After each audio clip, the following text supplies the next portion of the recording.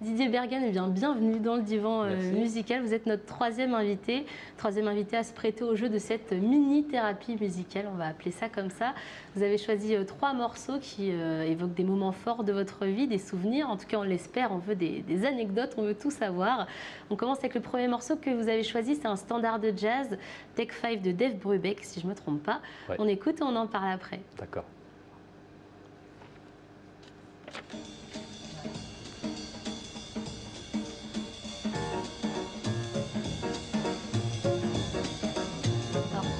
Ce morceau, c'est malheureusement le mauvais souvenir d'une longue attente au téléphone. Ça me rappelle un standard téléphonique. Alors pour vous, j'imagine que ça évoque quelque chose de bien plus fort. Plein d'autres choses, surtout pas ça. Les attentes de standard téléphonique, d'ailleurs, voilà, j'aurais des plaintes à faire parce que c'est souvent très ennuyeux. Si c'était Take 5, j'attendrais le temps qu'il faut. Ça ne me dérangerait pas. Take 5, c'est le morceau qui m'a fait découvrir le jazz. Je devais avoir 6 ou 7 ans. Et mon père passait ce vinyle, parce qu'il a ramené ce vinyle des États-Unis où il était militaire, il était dans l'aviation, et il a troqué tous ses vêtements pour mettre dans sa grande caisse en métal plein de vinyles. Donc il a ramené du Ray Charles, il a ramené du Billie Holiday, du Ella Fitzgerald, tous les grands noms, quoi, voilà. Et un Dave Brubeck, que j'ai découvert que très longtemps après. À quel âge ? À 6 ans, j'avais 6-7 ans. J'ai appris que c'était Dave Brubeck parce que la pochette m'avait intrigué.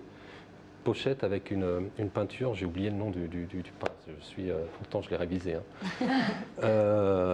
Très colorée, très très belle. Et Time Out, j'ai vu Dave Brubeck, très belle police, un peu colorée, voilà. Et ce morceau m'a intrigué. Depuis tout petit, c'est passé sur le vieux Tepas de mon père. Et moi, inconsciemment, j'ai avalé toutes ces notes, en fait. Donc pour vous, c'est la découverte du jazz. C'est la découverte du jazz, et puis c'est un morceau qui est absolument fabuleux pour découvrir le jazz, parce que c'est un jazz qui est très positif, très ouvert. C'est un temps très particulier, c'est du 5-4. Je rappelle à un professionnel, c'est du 5-4, voilà, 5 temps. On va passer à un autre univers, sinon on n'aura pas le temps malheureusement. Oui. On passe dans les années 80, déjà avec Cock Robin, The Promise You Made. Ouais. On écoute, on en parle après. Ouais.